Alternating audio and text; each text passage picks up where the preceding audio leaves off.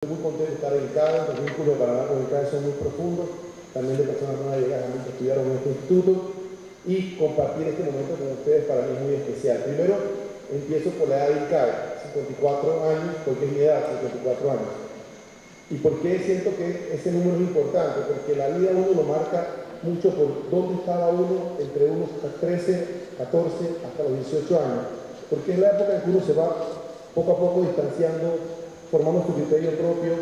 Y si vemos, cuando el CAE fue fundado en 63 y le añadimos 14 años, 1977, eran los conflictos en la región de Centroamérica. Estábamos en plena guerra civil en Nicaragua, Salvador, Guatemala, y eso fue lo que me llevó aquí. Yo siento que si no hubiera sido por esa edad y esos conflictos, yo no estaría con ustedes hoy como presidente de Panamá, porque estudié los conflictos muy de cerca, las causas del conflicto, y por qué se daba, viví muy de cerca las escenas, me impactaron mucho, y eso sin duda alguna me acercó a la vida pública y me acercó principalmente a asegurar que las riquezas de los países se distribuyan con igualdad y con equidad y con justicia social a todos sus ciudadanos. Y eso fue lo que me entró en una vida pública apegado a esos principios, a esos valores, lo que me la hizo muy difícil, porque cuando uno entra a la vida pública con esos valores, sin duda alguna, es una vida pública muy difícil. La noche que gané las elecciones, y envié un mensaje a mi país de que quería dejar dos legados importantes de los que son la charla esta noche. Todos los presidentes construyen hospitales, carreteras, escuelas, todos construimos obras, pero para mí lo más importante era dejarle a mi país una democracia funcional y sobre todo cambiar la política de un negocio a un servicio. Y esto yo creo que ha sido el reto más importante, porque ustedes están en una escuela de negocios, ven muchos casos, pero sin duda alguna, si el entorno de los países no es un entorno constructivo, productivo, un entorno en paz, con crecimiento económico, de nada vale tener los mejores gerentes de las empresas, de nada vale tener los funcionarios públicos más formados si el país no tiene paz social, si el país no se consolida y crece con su democracia en igualdad. Entonces, en ese punto, dejar una democracia funcional a Panamá y cambiar la política de un negocio, un servicio, para mí ha sido un reto grande. Y en estos 45 meses que llevo como jefe de Estado, puedo compartir una historia de éxitos. En CAE, Harvard se manejan con casos, y yo siento que el caso de Panamá, cuando termine, porque en este momento todavía el caso se está escribiendo, va a ser un caso de estudio. ¿Por qué un caso de estudio? Porque cuando asumimos el poder en el país, teníamos un sistema totalmente desviado, donde la política era un negocio, el poder de Estado se usaba para hacer negocios, y era una desviación de la democracia. La democracia tiene dos fases. Uno, ser escogido por el pueblo, en una votación directa. Pero lo segundo, que es lo más importante, entender que el poder político que uno administra es del pueblo y que se debe uno al pueblo y que los recursos que uno administra le pertenecen a la población, sin distingos políticos de razas o de fe. Entonces, eso fue el gran reto que tuvimos en Panamá. ¿Cómo transformamos el sistema político del país de un sistema clientelista que usaba el poder del Estado para construir partidos y no construir una nación, que usaba el poder del Estado para avanzar en una agenda económica de quienes dirigían el poder y en una agenda social? Y yo no entro en este tema por un caso en mi país, sino por, sin duda alguna, la región de Latinoamérica vive este fenómeno en este momento y no podemos permitir que a nuestra región se le ponga una etiqueta de una región que no puede superar estos temas de transparencia por los cuales están pasando diferentes países. Y en eso es el nuestro. ¿Cómo se resuelve? Sin afectar al inocente, sin afectar al trabajador, sin afectar al profesional, es de lo que se trata la charla que les quiero dar el día de hoy. Yo creo mucho en transformar. Me tocó transformar un partido político, el cual asumía un 9% de aceptación electoral y me llevó al poder con un 40% de votación al final. Pero me tocó transformar el partido, abrirlo, democratizarlo, que se entendiera que es una estructura que le pertenece al pueblo, que no le pertenece y que nadie lo hereda. Transformar empresas, transformar partidos, transformar países. No podemos entrar ahora por el ambiente que hay en redes y en algunos sectores de opinión a destruir las cosas. Las cosas hay que transformarlas. Si uno toma una empresa con problemas, uno la transforma. Si uno toma un partido con problemas, uno lo transforma. Si se destruyen las estructuras de los países, sus partidos políticos, sus empresas, reconstruirlos va a ser muy traumático. Y uno no sabe en esos vacíos cuando se crean qué puede salir. Entonces sí es bien importante compartir con ustedes esto, porque Panamá hoy, durante mis 4 años casi ya de presidente, ha mantenido un crecimiento del 6%, ha mantenido una inflación por debajo del 1%, ha mantenido un desempleo por debajo del 5,5%, ha mantenido una inversión extranjera que crece 15%, ha podido culminar proyectos en continuidad, muchos en riesgo por más de 6.000 millones de balboas, ha podido arrancar proyectos por más de 8.000 millones de balboas, con las mismas empresas que en este momento pasan procesos de rendición de cuentas y de aceptación de faltas cometidas. Esto se ha hecho sin afectar al inocente. El mismo proceso avanza en otros países, pero con pérdidas de millones de empleos, con recesión económica y con cifras de inseguridad que crecen a medida que crece el desempleo. Por eso comparto con ustedes el reto que hemos tenido como país de transformar el sistema político del país, de asegurar de que el sistema político se blinde, de asegurar que la transparencia sea un compromiso no solo de los funcionarios públicos, sino del sector privado, que entienda de que tiene que haber un pacto de transparencia, de compromiso con el manejo honesto de los fondos que le pertenecen al pueblo para poder avanzar en una agenda económica y social. Y no ha sido fácil. ¿Por qué? Porque solo en el sector de infraestructura pública en Panamá, más de 35.000 a 40.000 panameños laboran. Si nosotros en un momento dado, ante los casos que se descubrieron, tanto en Panamá como en la región, se hubieran detenido las obras, se hubiera hecho colapsar a las empresas, prácticamente se hubieran perdido empleos, se hubieran perdido proyectos y se hubieran perdido recursos del Estado. Algunos países, sé que hay estudiantes de Perú aquí, algunos siguieron el modelo de suspender las obras, se disparó el desempleo. Otros avanzaron en las investigaciones judiciales correctas, bien llevadas adelante, con mucha valentía, como el caso de Brasil, pero con un impacto fuerte en lo que fue la pérdida de más de 4 millones de empleos, la detención de la industria de la construcción y una recesión que disparó la inseguridad en el país, inclusive hizo que se enviaran hasta fuerzas militares a los barrios del país, producto de la falta de oportunidades que hay y aún mantienen la industria de la construcción detenida. El caso de Panamá fue diferente, por eso cuando hablo de que ustedes estudian casos, digo que Panamá será un caso de estudio, porque Panamá va a poder recuperar más de 600 millones de dólares de fondos de corrupción a través de multas y aceptación de faltas cometidas por empresas e individuos. Va a poder, está ya redistribuyendo esos fondos a la población en pensiones que se debían de hace más de 40 años, de décimos atrasados que fueron desviados para fortalecer el sistema de pensiones públicas. Se le está devolviendo esos fondos a la población y todo esto se está haciendo a medida que los proyectos avanzan, que se protegen los empleos y también que se protegen las obras que benefician al pueblo. Detener los proyectos es un error, destruir empresas es un error, destruir partidos es un error. Toca transformar.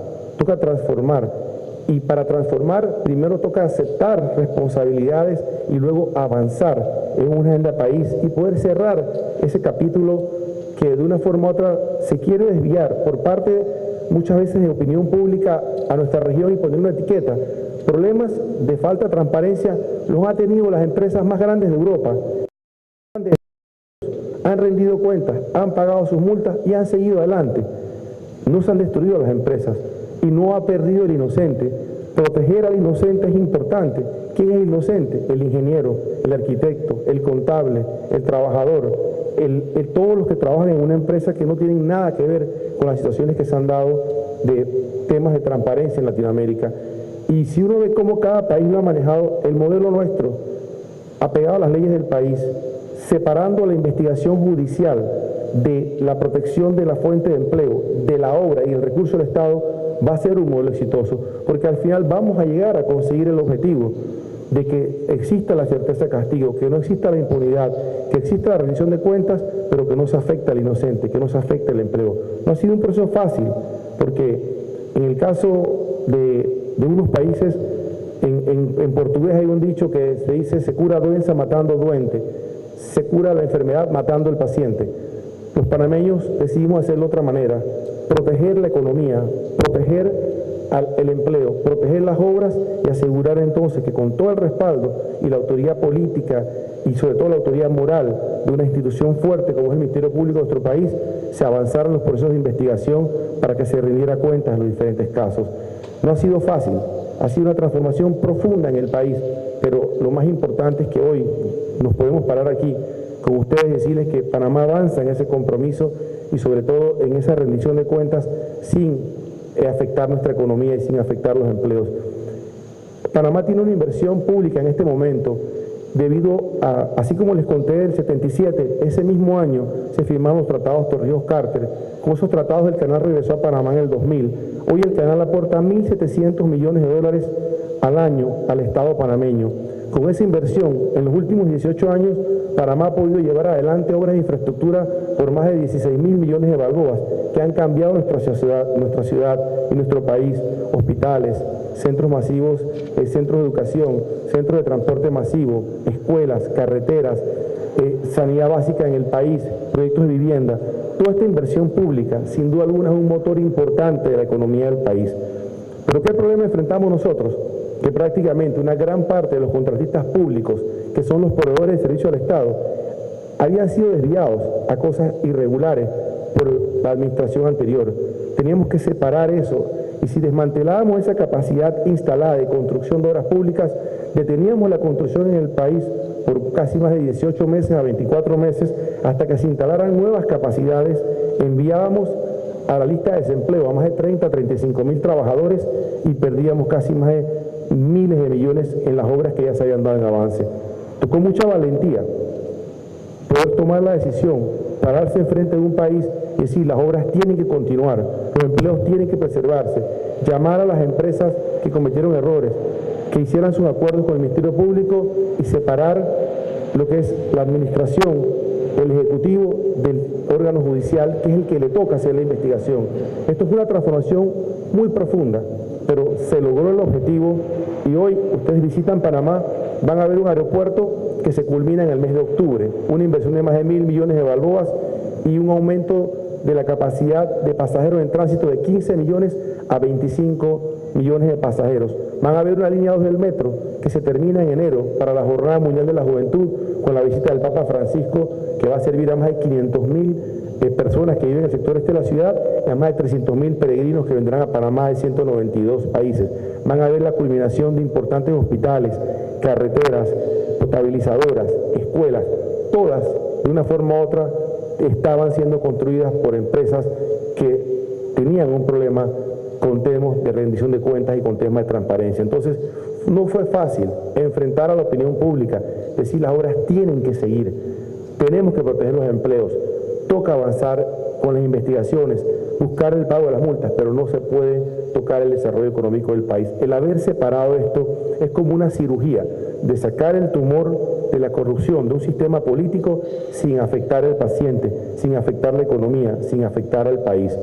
No es fácil, es una cirugía bien complicada, bien delicada, pero se está logrando hacer. Y yo diría que está ya casi en 80-90% de avance, ya estamos saliendo de esa crisis y por el contrario no afectamos en ningún momento dado a las personas que no tienen ningún tipo de vínculo con esta situación.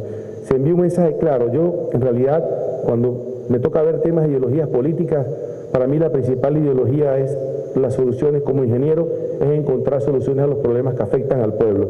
Yo creo que esa es la ideología más importante. Creo mucho en que las riquezas naturales de un país le pertenecen a todos sus ciudadanos y que tienen que ser distribuidas con equidad y con criterio social a todos sin diferencias de partidos políticos ni de ningún tipo. Y sin duda alguna, vengo del sector privado, respaldo totalmente el sector privado, la inversión extranjera, la seguridad jurídica del país y esta separación de lo que es el manejo de los recursos del Estado, de los objetivos políticos partidistas, sin duda alguna también ha ayudado a seguir transformando el país, fortaleciendo sus instituciones y buscando sobre todo el respeto de los diferentes órganos del Estado. Mientras yo hablo con ustedes, tengo una situación muy pendiente con el órgano legislativo del país, pero es parte de la democracia.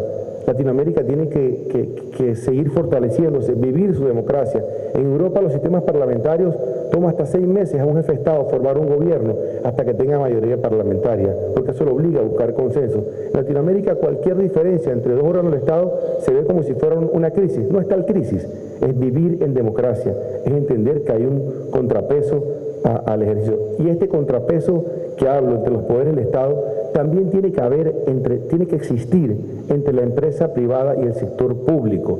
No podemos permitir ni que un jefe de Estado que llegue y cambie las reglas del juego, desvíe los compromisos de transparencia en los que ha avanzado un país y involucre al sector privado en prácticas irregulares e ilegales, que lo que hacen es atrasar al sector privado cuando le toca enfrentar entonces la rendición de cuentas. Igual tampoco podemos permitir que las empresas también traigan prácticas que no son buenas, de querer cambiar las reglas del juego, querer influenciar las decisiones de los países, y eso es bien importante. Yo siento que toca hacer un pacto público-privado importante en Latinoamérica para asegurar que estas situaciones que se han vivido en los países no se repitan y que podamos avanzar con una región de 600 millones de personas con un gran potencial económico, la región con mayor crecimiento económico en este momento y con más capacidad de desarrollo, con más capacidad de asegurar la seguridad alimentaria en el mundo, es Latinoamérica. Tenemos un futuro promisorio, pero lo más importante es establecernos reglas del juego claras y asegurar que los sistemas políticos a los que pertenecemos cada día vayan mejorando. Yo he visto, Venezuela es un caso, el tema de destruir los partidos políticos. No, yo quiero entrar a la vida pública y voy a destruir a los partidos políticos para abrirme paso. No es necesario. Uno no tiene que ir a destruir instituciones, uno puede ser parte de ellas y transformarlas y convertirlas en plataformas de servicio. Ese ha sido el gran reto que hemos tenido nosotros, cambiar, y para mí va a ser el principal legado que me tocará dejar como presidente, haber cambiado la política en mi país a un servicio. La vida pública es una vida preciosa, no tiene, quién sabe, las recompensas económicas de la vida privada, pero sí tiene una satisfacción humana, personal, muy profunda cuando uno ve el resultado del esfuerzo que uno ha hecho en obras que cambian la vida de los demás. Y sin duda alguna el sector académico debe estar siempre caminando junto del sector productivo y profesional, buscando esas mejores prácticas para implementar en los países. Panamá está transformando su sistema político. Le doy varios temas muy puntuales. La educación. Nuestro país, por su posición geográfica, es un país de unión, un país de convergencia, un país de tolerancia, pero para comunicarnos con el mundo necesitamos hablar un idioma universal, el inglés, que es la realidad. 6.000 profesores panameños han estudiado en universidades de Estados Unidos, Canadá, Reino Unido y el Caribe, y ya estamos empezando las primeras escuelas públicas totalmente bilingües en el país, que compiten con cualquier otra escuela privada del país, porque prácticamente gran cantidad de los empleos que crea nuestra economía de servicios son empleos que requieren el idioma inglés en logística, sector financiero, conectividad aérea, conectividad marítima, y así fortalecer el sistema educativo, ir hacia el sistema educativo bilingüe, ir a la educación técnica como una alternativa a la educación universitaria, son las áreas que hemos identificado nosotros también para proteger nuestro país, nuestra economía y sobre todo a las futuras generaciones. Panamá es un país que juega un papel de unión. Tenemos leyes que permiten a las empresas establecer sedes regionales en el país, traer ejecutivos de todos los países para que trabajen en Panamá y desde ahí puedan expandir su presencia en Latinoamérica. Hemos establecido un acercamiento entre los países de Asia, China y Panamá. También estamos buscando los acercamientos con Medio Oriente. Estamos jugando un papel de ser un país de diálogo, de tolerancia. Pero ¿en qué se resume todo esto? En una transformación en la política que se está haciendo, en buscar políticas de Estado, en buscar diseñar estrategias donde todos los funcionarios públicos tenemos que ver todos los días cómo mejoramos la calidad de vida de nuestros ciudadanos. No podemos estar creando problemas nuevos. Uno se para todos los días a enfrentar diferentes problemas. Estamos para solucionarlos, estamos para enfrentarlos. Y yo les puedo decir hoy que Panamá en este momento vive un momento muy interesante. Todos sus sectores, el canal ampliado, crecimiento, aeropuertos, crecimiento, puertos en crecimiento, todos los diferentes sectores están en crecimiento y eso nos lleva a un crecimiento del 6%. Pero que este crecimiento se transforme en sacar a la gente de la pobreza y que nadie se quede atrás, está muy ligado al tema de la transparencia, al manejo de los recursos del Estado con equidad y con criterio social. Hoy, en Panamá, en vez de fortalecer y traspasar fondos a un Congreso que nos pide más recursos y que enfrentamos una situación con otro órgano del Estado por la exigencia de más recursos innecesarios en este momento, Panamá usa esos fondos para enviar 50 estudiantes a estudiar mandarín por 1 año y medio a China. Panamá usa esos recursos para enviar 100 jóvenes panameños que concursaron públicamente para ser pilotos y poder fortalecer nuestra conectividad aérea. Panamá usa recursos para enviar 300 jóvenes a aprender idiomas para preparar nuestro sector de servicios en el manejo de 6 diferentes idiomas. Entonces, el uso de los recursos del Estado enfocados en fortalecer las capacidades del país, tanto educativas, de salud pública, de infraestructura, es clave. Y para eso toca también cambiar un sistema político que al final lo que estaba orientado a fortalecer partidos y fortalecer clientelismo e ineficiencia. Entonces, veo mucho el éxito que va a tener el país y el gobierno en temas muy puntuales. Uno, el compromiso con la transparencia, el manejo eficiente de recursos del Estado. Yo les doy un solo ejemplo. El cambio, se habla del cambio de un presidente a otro. Vamos a otro tipo de ejemplo. El cambio del gerente del aeropuerto de Tocumen, de un gerente a otro. Al año siguiente el aeropuerto dio utilidades casi por 60 millones adicionales. El cambio del director de mercado agropecuario, encargado de las compras e importaciones de arroz al país, de uno a otro, dio ahorros en compra de arroz a Guyana en 30 millones al año. O sea, solo dos gerentes produjeron cambios favorables al país en 100 millones de dólares. O sea, el valor de la transparencia en la vida pública, imagínense estos fondos, o sea, 100 millones son 10 escuelas modelos. 100 millones es el costo de que 10.000 profesores panameños manejen el idioma inglés y que las escuelas públicas empiecen inglés. Entonces, este tema de la lucha contra la corrupción y la transparencia no es un discurso político, sino son realidades que cambian los países. Latinoamérica enfrenta dos problemas puntuales: la desigualdad y la inseguridad. ¿Y cuál es el origen de la desigualdad?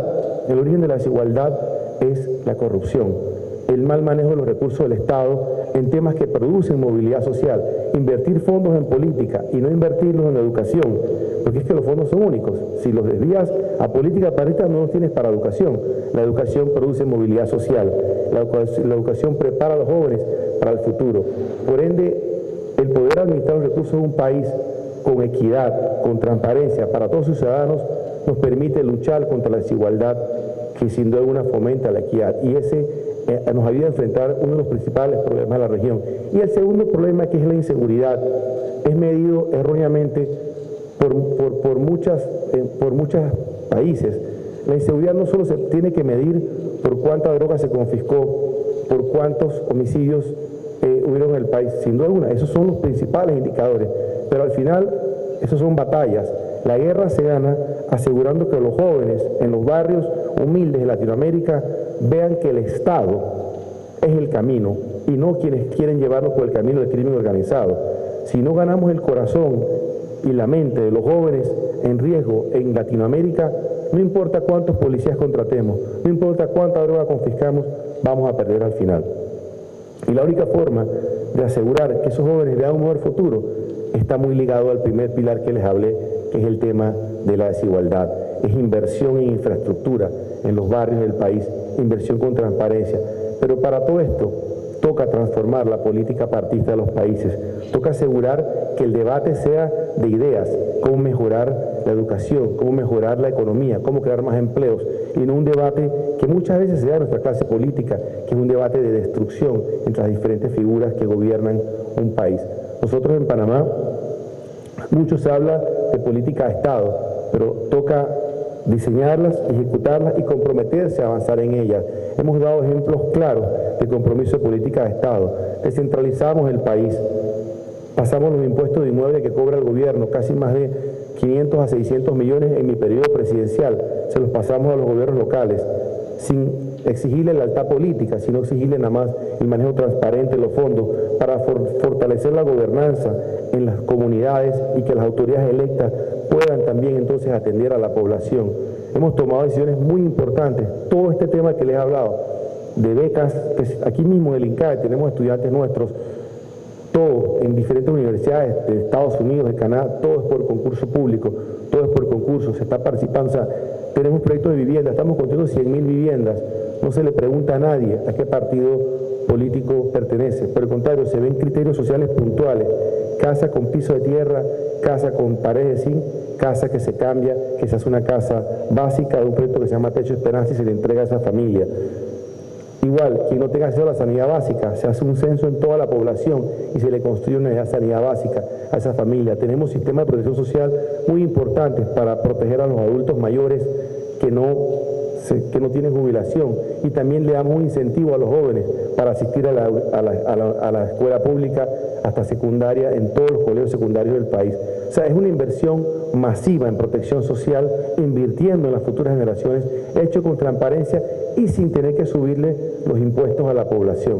me comprometí a no subir un solo impuesto, porque como jefe de Estado decía, hasta que no cierre esas válvulas de la corrupción, un jefe de Estado no tiene la autoridad moral de exigirle más a sus contribuyentes, a sus ciudadanos, si aún tiene, es como hacer más potabilizadoras cuando el agua se pierde en las tuberías que distribuyen el agua. Hay que cerrar las fugas y después aumentar la capacidad de producción. Igual, no podíamos aumentar los impuestos en el país si teníamos conocimiento de la cantidad de fondos que se estaban perdiendo producto de la corrupción. Pero no ha sido fácil.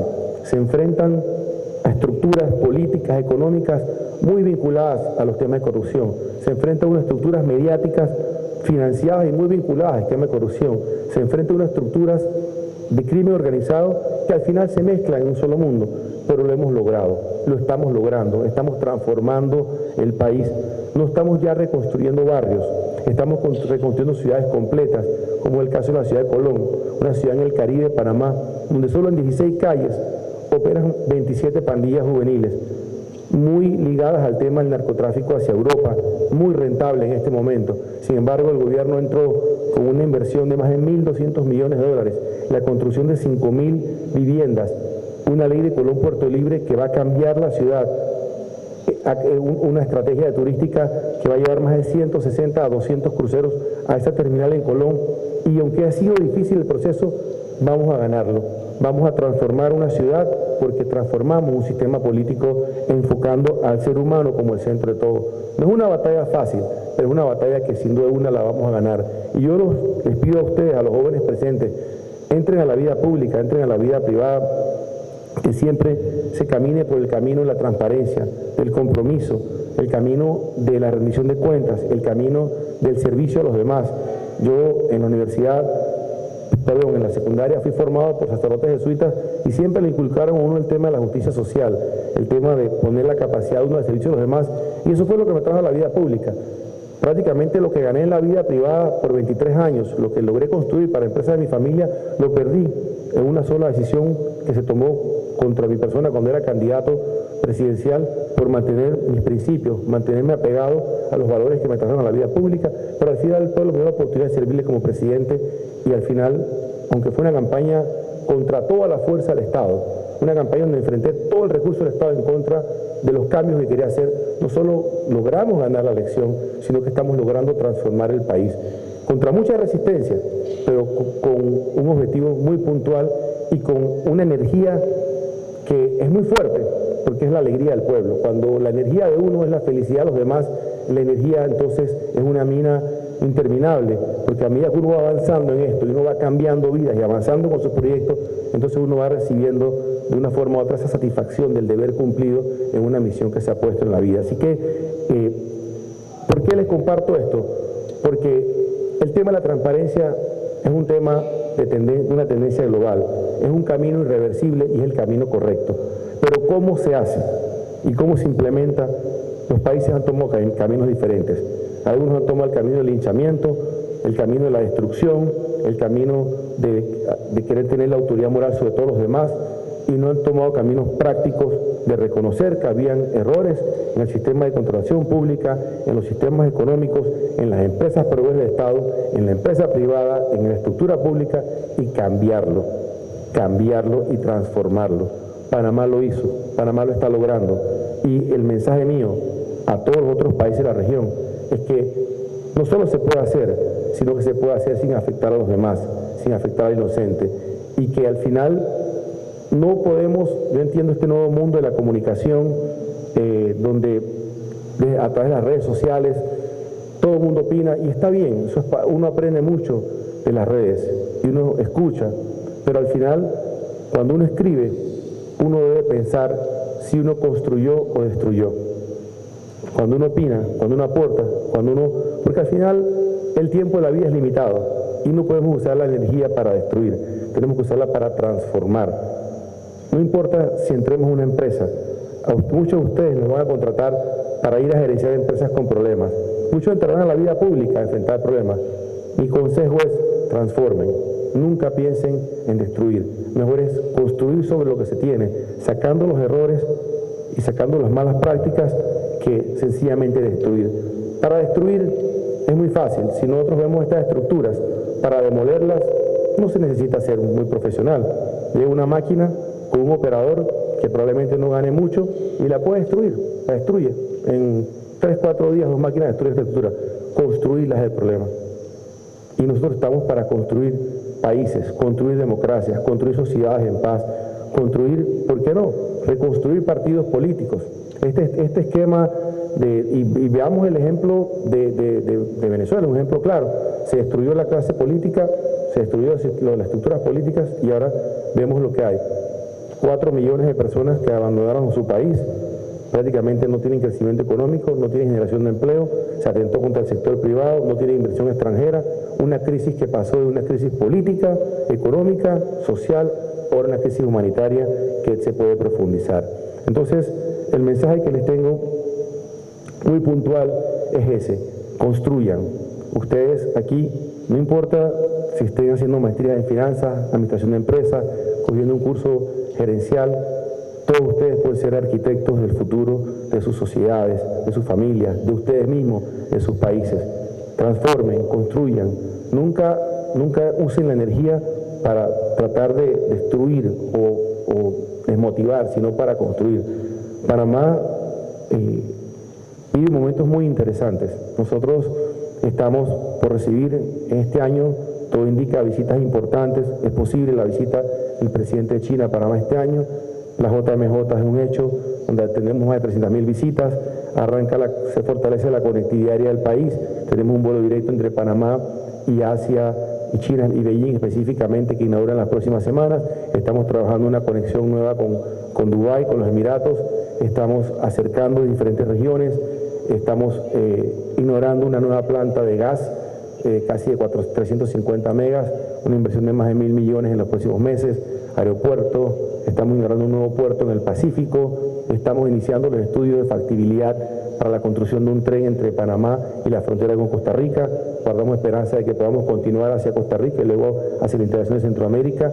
Ya tenemos ingenieros en Panamá y también profesionales panameños y de China también que están haciendo estudios de factibilidad. O sea, el país está viviendo momentos muy interesantes y hay mucha inversión extranjera, mucha generación de empleos. ¿Pero a qué se debe todo esto? A lo que se ha logrado hacer: transformación del sistema político. Yo tengo un empresario que invirtió más de casi en un parque energético eólico de casi una inversión de 400 millones de dólares, y el día domingo ese parque energético le da casi el 18% de la energía del país, un parque eólico, y la decisión la tomó 1 hora después de que se ganaron las elecciones, porque se envió un mensaje claro de seguridad jurídica, un mensaje claro de respeto a las leyes, respeto a la inversión privada y administración eficiente de los recursos del Estado. Con esto quisiera, para terminar, decirles que no puedo concluir el caso yo hoy porque en este momento me toca escribirlo junto a tanto funcionarios públicos. No es fácil, se los digo, que casi la mayoría de los contratistas del país de una forma u otra hubieran tenido situaciones irregulares, que de una forma u otra muchos hubieran participado en el financiamiento de diferentes campañas políticas, incluyendo la mía también, y decirles: tienen que hacer acuerdos con la justicia, tienen que reconocer las faltas. No ha sido fácil, pero lo estamos logrando. Lo estamos logrando protegiendo el crecimiento económico, protegiendo la generación de empleo, protegiendo las obras y protegiendo al inocente. Y yo me puedo parar aquí ante este escenario y ante cualquiera, y me pueden hacer cualquier pregunta de mi vida pública y de mi vida, de todo lo que fue mis campañas, porque al final yo siento que la autoridad de un presidente no solo viene de la autoridad que le da el pueblo en las urnas, sino también la autoridad moral con la que él tiene que actuar, predicando con el ejemplo para poder realizar los cambios que sus países necesitan y así transformar los sistemas políticos para que siempre representen el bien común y un servicio a los demás. Muchas gracias por su atención y me gustaría escuchar cualquier pregunta.